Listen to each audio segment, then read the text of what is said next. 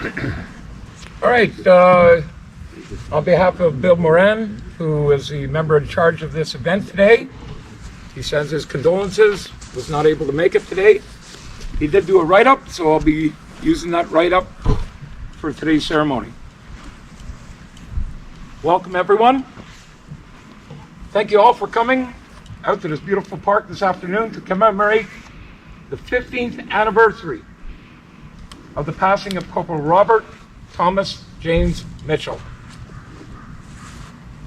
A rocket-propelled grenade, mortar, and small arms attack by insurgents on October 3rd, 2006 resulted in the deaths of two members of the Royal Canadian Dragoons, Sergeant Craig Paul Gillam and Corporal Robert Thomas James Mitchell. 5 other soldiers were wounded in the attack. At the time, they had been providing security to a construction project in the Panjwai district, west of Kandahar City. Corporal Mitchell is survived by parents Bob and Carol Mitchell, wife Leanne, and children Cameron, Ryan, and Jeylin. He was laid to rest at the National Military Cemetery, Beechwood Cemetery in Ottawa. Before carrying on, I'm sure most of you have seen our Facebook photos and film taken by our comrade Roger, where we went last weekend to Ottawa to visit Corporal Mitchell's gravesite, along with other comrades, visited Parliament Hill, the National War Memorial, Peacekeepers Park, etc. Bob and Carol had their grief compounded later that year by the passing of their son, Mark, following his battle with cancer. At this time, we shall observe 2 minutes of silence in remembrance of Corporal Mitchell and Sergeant Gillam, and to all who gave their lives in not only this conflict, but in all conflicts.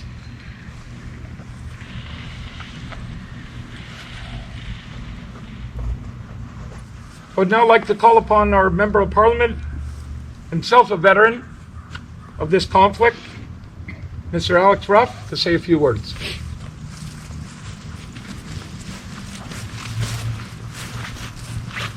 Thanks, Mike. To the Mitchells, I guess this isn't an easy day, but I don't think any day has been easy for you guys over the last 15 years. But just take a little bit of solace that you look around and there's some familiar faces here that are out here every opportunity. Make sure we never forget your son and all those that have passed and made this sacrifice. I think back to that day 15 years ago. I mean, I'd just been in country in Afghanistan a few weeks earlier doing the tactical reconnaissance before I headed over there about 5 months later. Your son's sacrifice, along with all those that had passed even prior to that date, really prepared myself and many of the other soldiers, sailors, and aircrew that ended up going to Afghanistan to make sure we were as prepared as possible and that we were going into it with our eyes wide open. What we owe you guys today, and as I've said before, is just to never forget. We will remember them, and you can rest assured that, at least in this group that's standing around here, your son's memory will live on forever. As you requested, I've brought some tulips that we'll plant sort of after the formal part of this to help remember and pay tribute to your son and all those. Thank you.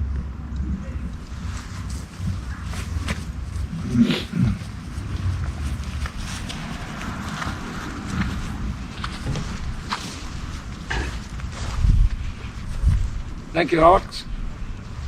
We all appreciate and thank you for your service. And now I'd like to call upon our Member of Provincial Parliament, Mr. Bill Walker, to say a few words. Thank you very much, Mike. pretty tough to follow what Alex just said, but I'll just really repeat to Carol, Bob, Cameron, to all of your family. It's always humbling to be at an event like this, to see the people here who we see all the time, and to the Freedom Riders, thank you so much for all that you do to ensure that these type of events are well attended and commemorated.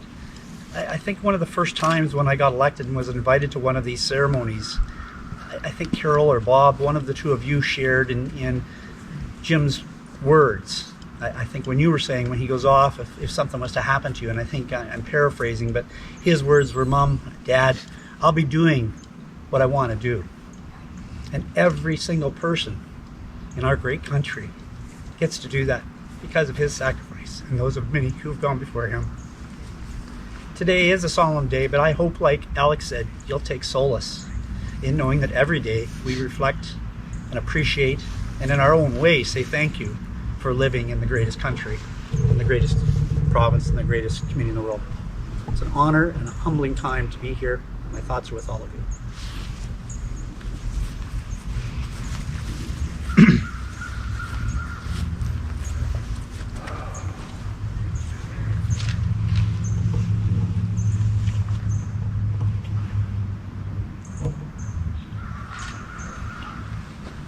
And now I'd like to call upon Mayor Ian Boddy to say a few words.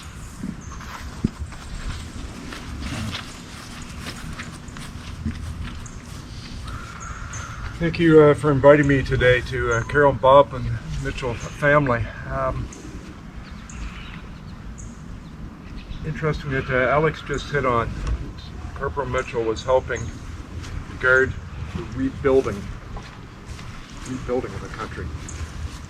I think about legacy for all of you that would have been over there, or any veteran that's represented Canada. A couple of weeks ago I was at a book launch here in Owen Sound called A Place to Belong, and it was about immigrants that have come to Canada. It was 20 different stories. Some of them don't want their identity because they're worried about their families back in a home country. One of the comments was, I never dreamed that I would live in a country that I would get to vote, and my vote would be counted. And that's something that we take for granted. It's something that we want to share with the world, and over our history we have tried to share that with the world. This morning, oh no, you never find it easily enough. Okay, doesn't matter. I was about to read a story that I found this morning that's 3 days old that was in CBC News. A team of girls soccer team from Afghanistan, aged 14, I think, to 17, just landed in Portugal. A senior, I assume professional player, woman from Afghanistan, lives in Canada, helped do that. You think about it, 20 years ago, 15 years ago, those girls wouldn't have stood a chance to be educated enough to know where Portugal is, let alone dream of getting there. They wouldn't have been allowed to play soccer. That woman wouldn't have been in Canada as a soccer player without the sacrifices of Corporal Mitchell and others like him, and all the veterans that went there. That's the legacy. A whole generation of women have been able to grow up in Afghanistan with education that wouldn't have been able to. Think of how that's going to affect Afghanistan in years coming. It's got to be a positive. It has to be. They now have a taste of education, of what's going on in the rest of the world. They now have an opportunity to have some effect on a regime that maybe doesn't want to give them that effect, but that is the legacy of the Canadian soldiers going over there and of Corporal Mitchell. And I think we can all really appreciate that and appreciate the sacrifice that he gave to help another part of the world be more like Canada, more like what we expect in our country, more what we just think is normal in our country but isn't always normal in other countries.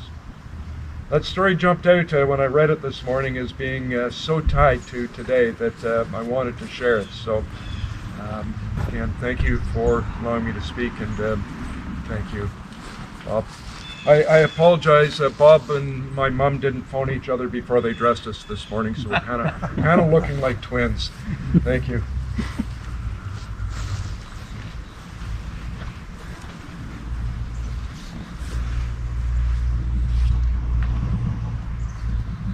Thank you, Bill and Leanne, for your continued support and always remembering our veterans and attending these events. Thank you very much. I would ask Corporal Mitchell to come forward and speak in memory of Jim.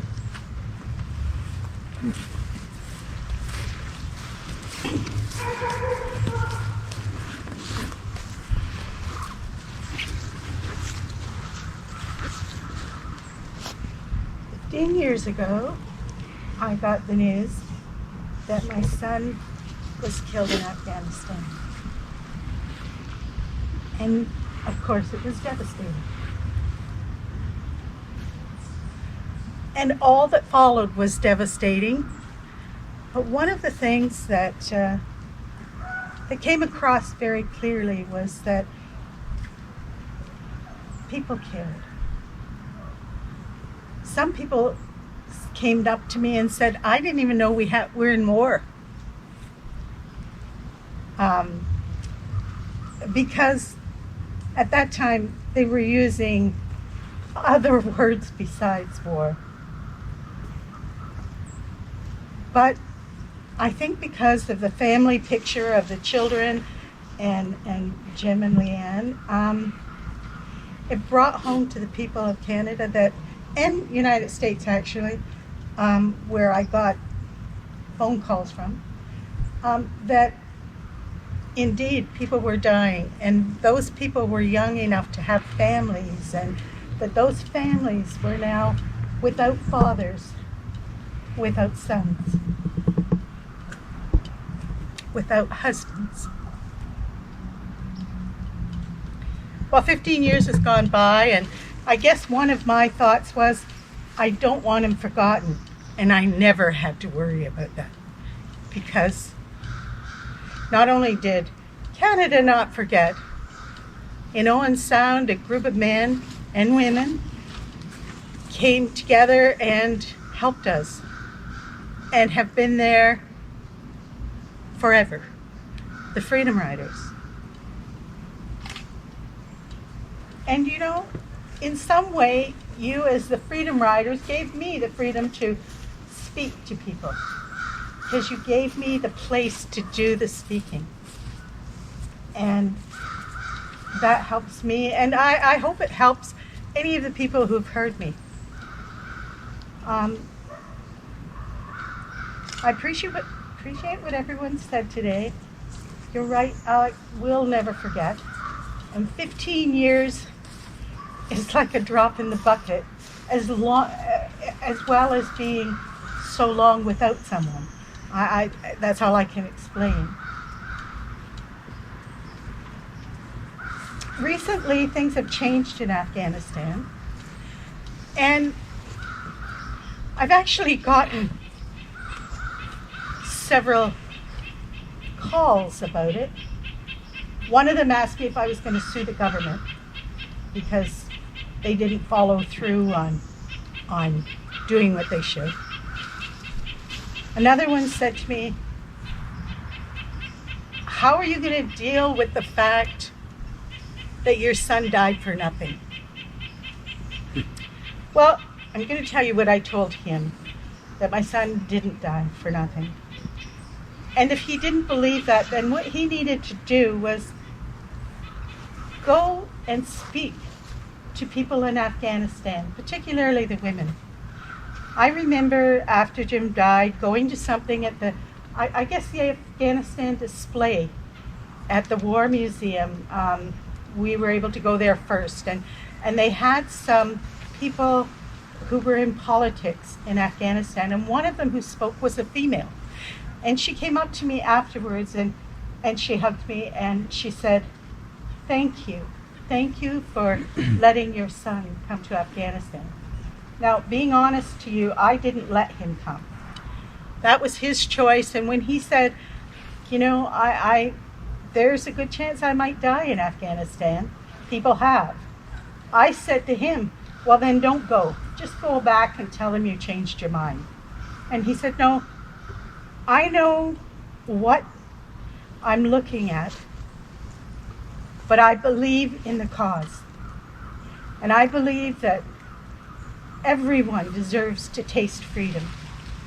And I believe that if I and people in Canada don't go and do something, that eventually they'll come here and do something worse.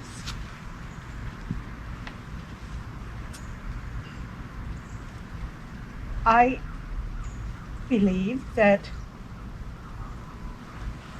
that is a country that has been war-torn since the Crusades. And I would like to say that they changed all of that. But just like one of the soldiers said, one of the Afghan soldiers, they've got time to wait. We're a country where we're used to waiting, and someday you'll go home. And that's what happens. But while we were there, we made a difference. And she said to me, I could never be in Parliament. I could never go to school to learn about Parliament. I saw a little kid, a little girl going to school with a backpack on, and she looked at me, and of course we were all wearing the Canadian little flags, and she saw it and she looked at me and she said, look, I can go to school, and pointed at her school bag. Is that a failure? I don't think so. No. We didn't accomplish everything we wanted to accomplish, but we accomplished so much. We showed the people there that we care, and we hadn't forgotten them, and we were trying to do something. We stayed and taught the soldiers how to be better soldiers. I see in Facebook that not everybody agrees with me, but I will always believe that my son died for something he and the world should believe in, and that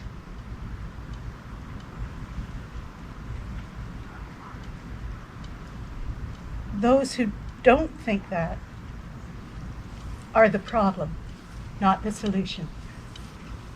So today, when you all came out and I talked to you and we laughed and told some jokes, and it made me feel like, here we are. We can say what we want. Now, not everybody's going to agree with us, and that's why we have arguments, but isn't that why you and all your comrades fight for freedom? Not just the freedom to do what you want them to do, but the freedom to do what they want to do. Believe me, there are lots of times I wish everybody would do what I want them to do. So, thank you all for coming. Thank you for representing every level of politics here, and I believe what you said. And I will continue to believe what you said, and I will continue to push you to look at freedom, because that's what our men went to war for in every war. Thank you, Freedom Riders, for kind of being saviors in a way, and for being there if we need something, including stuff for our attic to keep us warm. Thank you to my grandson for being here, a different generation with different ideas, which he doesn't always agree with me. I don't understand, but that's the way it is, and vice versa. But we live together, and that's what I hope for all the countries in the world, is that we can live together. Thank you all so much for coming.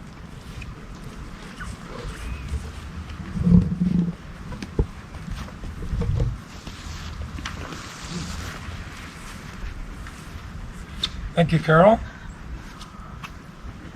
Before we leave here this afternoon, I would like to offer this verse from the poem For the Fallen by the English poet Lawrence Binyon, which has become accepted by the Royal Canadian Legion as their act of remembrance. They shall not grow old, as we are left grow old. Age shall not weary them, nor the years condemn. At the going down of the sun, and in the morning, we will remember them. We will remember them. Thank you once again for coming out this afternoon to share this time of reflection and remembrance. And one last word, remembrance of our fallen, our veterans, those who we've lost, those who are still serving. We will always remember our veterans, not just on 11 November, Day of the Year. Thank you. Oh, right. Sorry about that. Oh, sure, I'll plant one. As long as you dig one. Yeah, I know it goes this way. Probably both. Yeah. I keep threatening on myself. Yeah, this is probably closer. Good for you. Okay, stay right there.